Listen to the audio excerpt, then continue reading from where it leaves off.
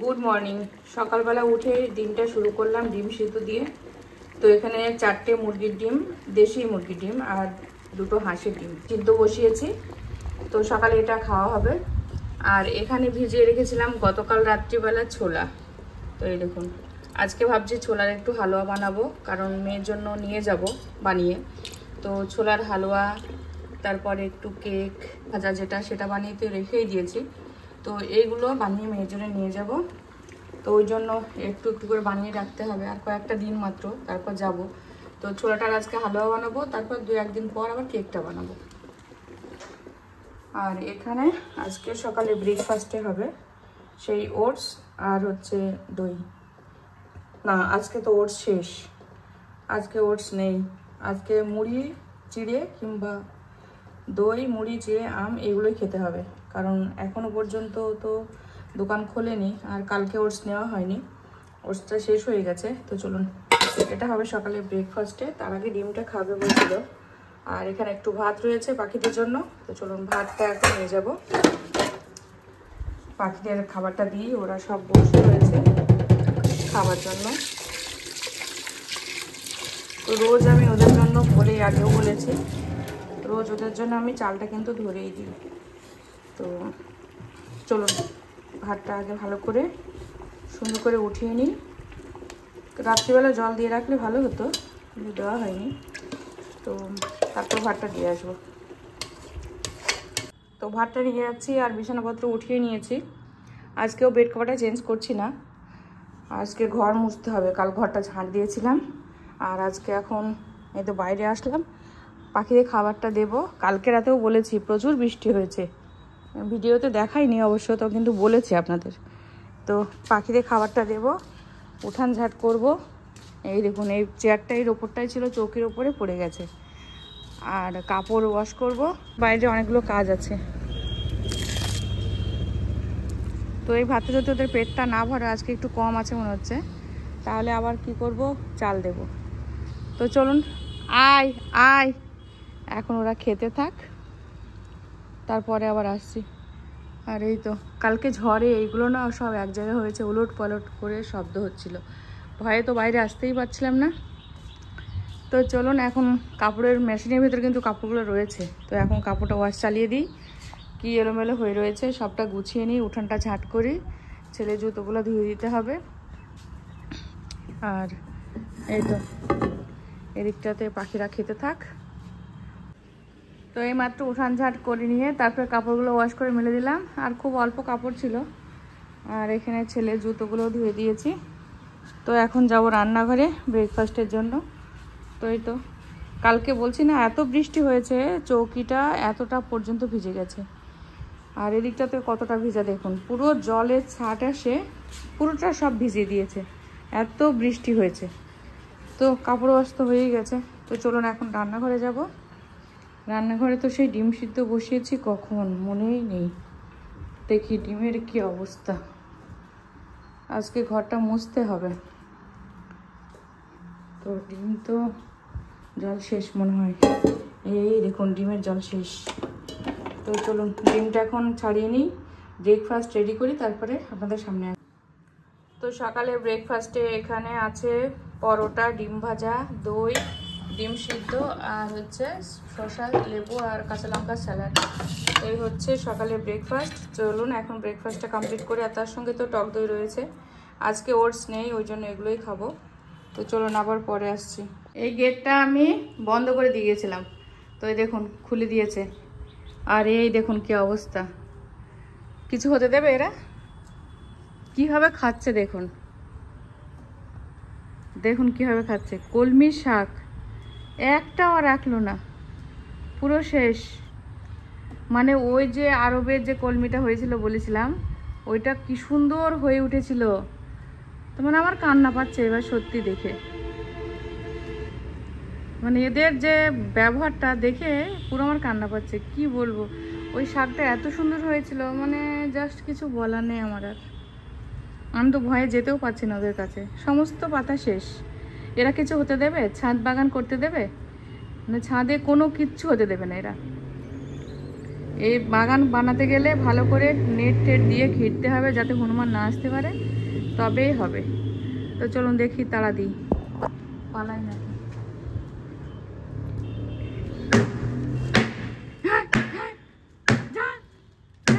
দেখুন কি হারে পালাচ্ছে,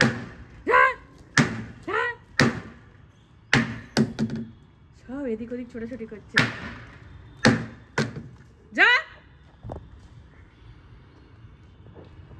যা,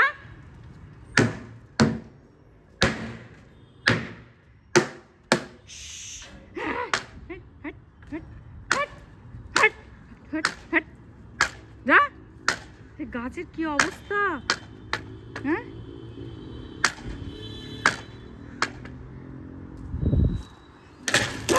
যা যা যা, আমার তো ভয় করছে। এবার আমার হাতে লাঠি নেই,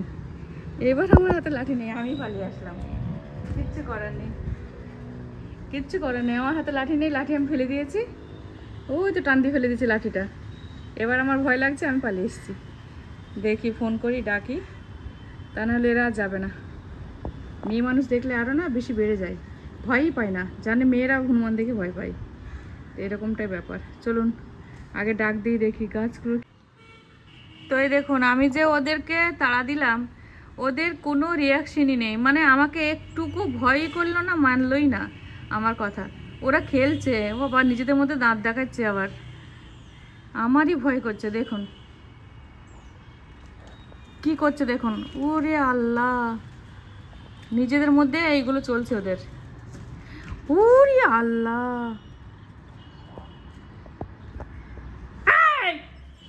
আল্লাহ আমার কি ভয় লাগছে, আসছে না তো কি সব খেয়ে শেষ করে দিল। আমি কি করবো এদের জ্বালাতে, আল্লাহ গো।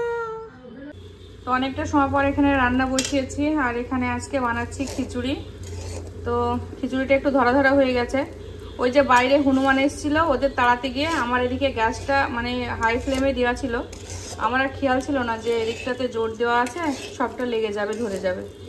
তো অল্প একটু ধরা ধরা হয়ে গেছে, তো অসুবিধা হবে না, অতটাও বেশিও ধরেনি। আর এখানে মাটনটা হচ্ছে, আর এখানে এই তো খিচুড়িটা বানিয়ে নিচ্ছি। তো খিচুড়ির জন্য চালটা আমি ফ্রাই করছিলাম, ওই ডাল দিয়ে চালটা ফ্রাই করছিলাম। তো চলুন, এখন চালটা তো ফ্রাই হয়েই গেছে, তো এখন জল দিয়ে দেবো। তো কি আর বলবো, কিছু বলার নেই, হনুমানের অত্যাচারে না পাগল করে দিচ্ছে। মাঝে মধ্যে আসে যখন, তখন অতগুলোই আসে, আর এত সুন্দর গাছগুলো হয়েছিল সব শেষ করে দিয়ে গেল। কিছু বলার নেই, আর আমি বুঝতেই পারিনি যে কখন এসে, ওইদিকে না গেলে তো আমি বুঝতেই পারতাম না। তো চালটা ফ্রাই হয়ে গেছে, আর এখানে মাটনটা কষানো চলছে। তো চলুন পরে আসছি, রান্না কমপ্লিট করি। তো অনেকটা সময় পর ক্যামেরাটা অন করলাম, আর এখানে ধনেপাতা দিয়ে দিয়েছি উপর দিয়ে। আর এখনও খিচুড়িটা একটু সময় হবে।